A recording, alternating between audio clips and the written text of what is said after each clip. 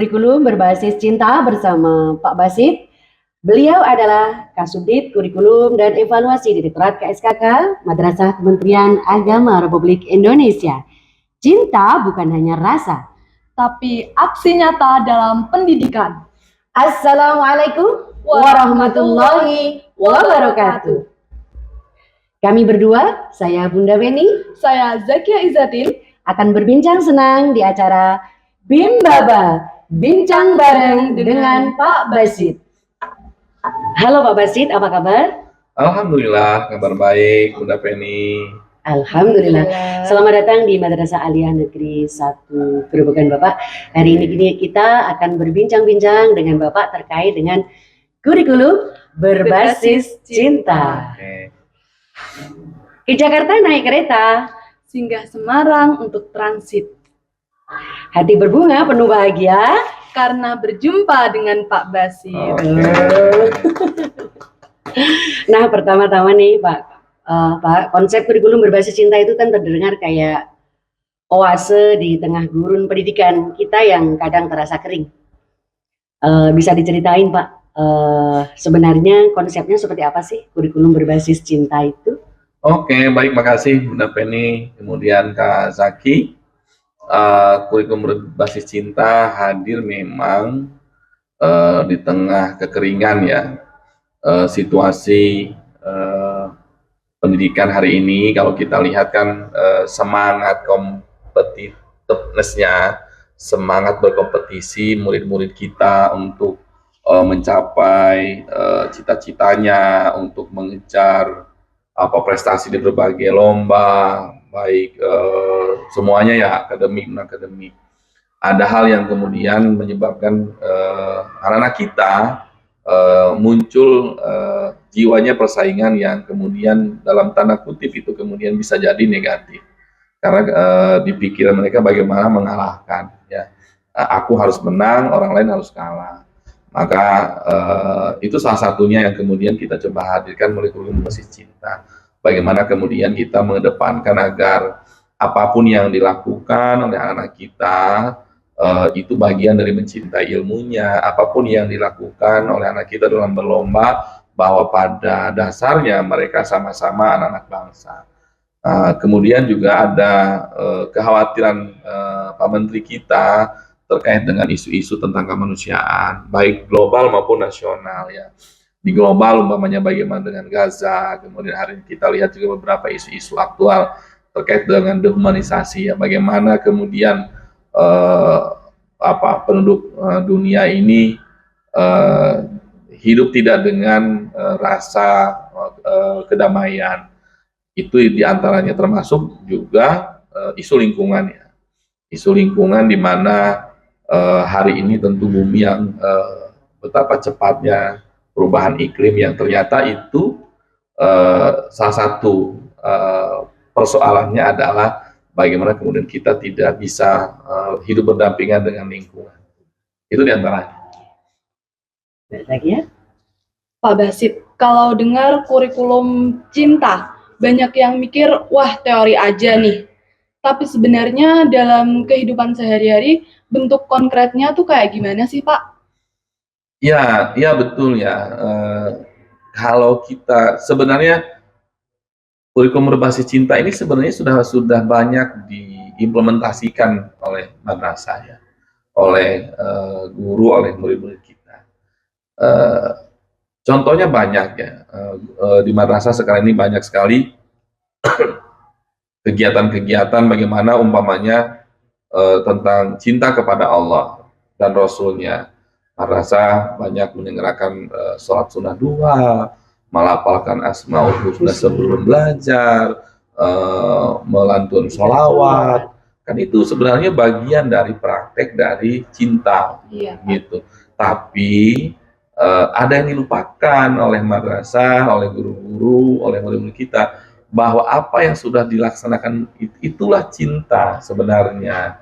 Karena bagaimana kita akan mencintai Allah kalau kemudian kita tidak mengenal nama-nama Allah. Itu bagaimana kita mau mengenal Rasul kalau kemudian tidak ada nama Rasul di hati kita. Jadi itu sudah diimplementasikan sebenarnya. menolong sesama sebagai bentuk cinta kepada sesama. Loh, anak madrasah hari ini keren-keren kok. Mereka bisa berbagi dengan sesama yang membutuhkan, yang sedang kena musibah. Anak madrasah itu banyak bergerak sendiri, tapi mereka tidak memaknai bahwa itu bagian dari cinta kepada sesama. Itu sesimpel itu sebenarnya kurikulum evolusi cinta. Iya, Pak. Baik, Pak Basit pernah mengatakan bahwa guru itu adalah kurikulum hidup. Bagaimana superhero seorang guru itu bisa dikatakan bahwa guru itu kurikulum hidup? Ya, karena guru akan menjadi uswah bagi murid-muridnya. Maka memang guru itu kurikulum. Dalam dirinya setiap lisannya, setiap tindakannya, setiap pikirannya, setiap idenya, setiap gagasannya pasti itu punya tujuan untuk anak-anaknya, untuk murid-muridnya. Itulah yang disebut sebagai guru, sebagai kurikulum. Gitu. Bahwa guru itu memang kurikulum yang kemudian didefinisikan, kemudian diimplementasikan ketika dia mendampingi murid-muridnya. Itu kan semua apa yang ada di dalam dirinya. Maka pentingnya guru memahami bahwa kalau bicara kurikulum sebenarnya ya guru. Terima kasih Bapak. Baik Bapak, di madrasah ini kan ada murid, ada guru, dan ada orang tua. Bagaimana ketiganya ini bisa bermain, berperan seperti layaknya sebuah Lego. Bagaimana agar ketiganya ini bisa berperan aktif, Bapak? Ya, tiga-tiganya ya harus punya visi yang sama, bahwa murid itu adalah anak bersama antara orang tua sebagai orang tua biologis dan sebagai guru sebagai orang tua ideologis.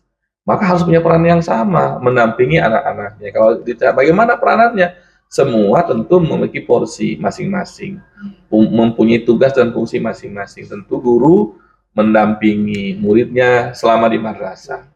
Harapan orang tua kemudian disematkan, disampaikan kepada guru, dan kemudian guru mendampingi murid-muridnya. Nah, tapi di sisi lain bahwa orang tua tidak bisa melepas begitu saja, karena ini tanggung jawab mutlak pendidikan itu ada di orang tua. Agama kita mengajarkan itu. Iya. Maka kuncinya adalah bagaimana membangun komunikasi orang tua dengan guru, orang tua dengan murid, guru dengan murid. Jadi tiga itu harus ketemu supaya keinginan orang tua, harapan orang tua agar ingin muridnya disekolahkan di satu gerobogan itu tersampaikan kepada guru, dan guru memahami itu. Tetapi jangan lupa bahwa anak-anak akan hidup untuk masa depannya. Guru dan murid dan orang tua harus bisa memahami apa yang akan diberikan kepada muridnya adalah untuk masa depan anak, karena mereka yang akan menjalani hidup di masa yang akan datang. Baik Pak, kalau kurikulumnya berbeda kan pasti cara penilaiannya juga berbeda ya Pak. Jangan-jangan udah nggak pakai nilai ABC lagi, udah pakai bintang kayak di WhatsApp. Ya, ini pentingnya guru harus bisa beradaptasi dengan perkembangan, ya, perkembangan zaman, perkembangan teknologi, tentu juga perkembangan dalam proses penilaian, ya, bahwa hari ini anak-anak kita yang gennya sudah gen alfa umumnya, tentu sudah beda cara berpikirnya, cara ngebayangin. Aku kalau nilai itu tidak lagi bicara ABCD, tidak bicara lagi angka. Itu ketika di kelas guru sudah memberikan begini, oh itu bagus gitu. Jadi bahasa simbol-simbol, ya emoticon lah gitu ya. Itu juga penting dipahami oleh guru supaya hari ini ya muridnya memang berbeda. Murid hari ini murid generasi alfa yang semua selalu bicara tentang teknologi, bicara tentang dunia maya yang kadang-kadang kan lebih cepat daripada dunia nyata, dan itu harus ketemu. Prinsipnya adalah bahwa proses penilaian itu tetap terukur, tetapi model, metode saya kira ya guru-guru hari ini harus bisa mengikuti perkembangan zaman. Udah zaman now ya Pak ya. itu Gen Z, Gen Alpha. Baik, Pak Basit, hadirnya kurikulum berbasis cinta ini tentunya mengalami dinamika yang luar biasa. Bagaimana mungkin Bapak Ibu guru di seluruh Indonesia tentunya nambah lagi gawean gitu ya, nambah lagi gawean. Bagaimana Bapak meyakinkan mereka bahwa kurikulum berbasis cinta itu hadir sebagai kurikulum yang memang bukan menambah gawean tapi menambah rasa sejuk di madrasah atau di sekolah. Ya, karena namanya sudah kurikulum berbasis cinta, maka kita kan mau menghadirkan mahabbah ya, mau menghadirkan kasih sayang. Maka menurut saya karena yang datang ini adalah kasih sayang, harusnya bahwa ini tidak jadi beban. Karena yang mau dihadirkan tentang cinta gitu. Cinta itu tidak boleh jadi beban kan begitu. Oh, iya. Ya.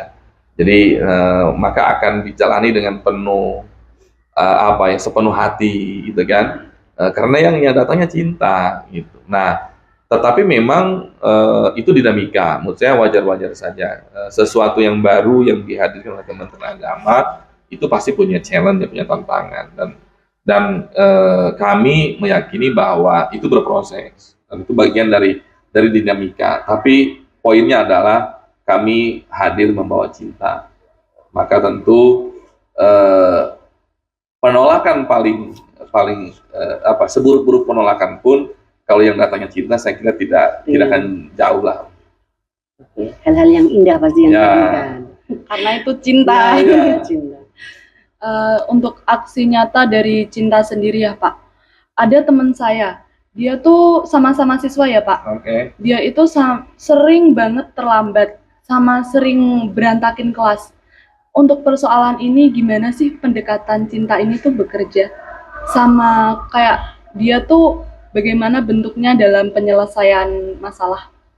Ya, tentu mungkin dua hal ya. Kalau sebagai teman, ya kita harus mengajak diskusi dengan Ananda tersebut ya.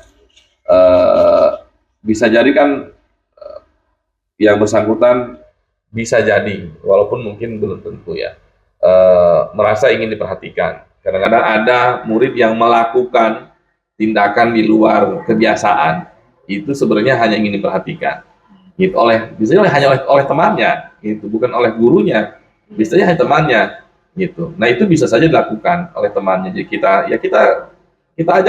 ajak ngobrol santai, itu ya dengan bahasa kalian, bahasa murid tentunya ya. Yang pertama, yang kedua tadi bagaimana kemudian anak-anak tersebut bisa diberi pemahaman tentang mencintai diri sendiri, bahwa setiap aktivitas Ananda itu kan akan mencerminkan dirinya dan mencintai diri salah satunya tadi bagaimana hidup disiplin, hidup bersih, itu bagian menjaga kesehatannya, menjaga kebersihannya, kemudian dia bisa hadir tepat waktu. Loh itu bagian dari cinta diri.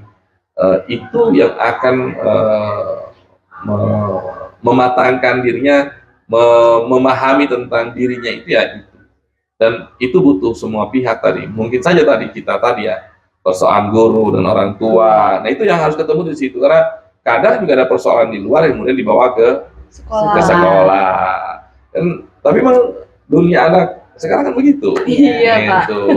Ya baperan, kemudian ada masalah yang mungkin sederhana tapi kemudian dianggap tadi karena baperan dianggap berat, padahal ya biasa aja. Ini pentingnya berteman, punya circle yang bagus kan. Saya kira itu. Baik Pak Basit, banyak insight-insight yang membuat kita mikir ya nak ya. Terakhir nih Bapak, terkait dengan kurikulum berbasis cinta ini, ada pesan khusus terkait dengan kurikulum berbasis cinta ini untuk kepada guru, kepada orang tua, dan kepada kita semuanya pasti. Ya buat Bapak Ibu guru, bahwa murid-murid kita adalah anak-anak kita. Maka dampingi mereka seperti kita mendampingi anak-anak pribadi kita. Bahwa mereka butuh kasih sayang dari guru-guru. Itu penting menurut saya. Buat orang tua, bahwa anak-anak itu adalah amanah dari Allah, itu mahkota orang tua, yang tentu harus dijaga bersama, didampingi, karena anak hari ini pasti berbeda dengan kita orang tua yang lahirnya lebih dulu. Anak sekarang punya jalan pikiran sendiri yang kadang orang tua yang harus memahami, bukan anak yang memahami. Nah, inilah pentingnya tadi ya, membangun komunikasi. Dan anak-anakku, bahwa jangan pernah meragukan cinta orang tua, cinta guru kepada kalian. Bahwa yang dilakukan oleh orang tua, cinta yang bentuk cinta dari orang tua dan guru itu betul-betul murni dari hati mereka. Jangan pernah merasa bahwa tindakan yang dilakukan oleh orang tua, oleh guru kemudian itu di luar batas. Padahal itulah bentuk cinta orang tua dan guru-guru pada anak Anda semua. Tidak akan pernah ada orang tua dan guru yang mau anaknya gagal. Dan tidak pernah ada orang tua dan guru-guru yang tidak mencintai, yang tidak menyayangi murid-muridnya atau anak-anaknya. Hanya bentuknya saja yang mungkin berbeda-beda. Itulah cinta orang tua dan guru buat anak. Ya. Terima kasih Pak Basit, luar biasa hangat di luar hujan deras, di dalam penuh kehangatan. Ini cinta yang sesungguhnya. Terima kasih Pak Basit sudah bareng-bareng kita, Pimbamba, bincang bareng bersama Pak Basit. Semoga bermanfaat untuk kita semuanya, khususnya di Madrasah Aliyah Negeri 1 Grobogan, yang pada hari ini kita berdua berbincang-bincang dengan orang hebat, orang yang tokoh nasional yang menginspirasi kita semuanya. Kami berdua undur diri. Sampai jumpa di lain kesempatan. Wassalamualaikum warahmatullahi wabarakatuh.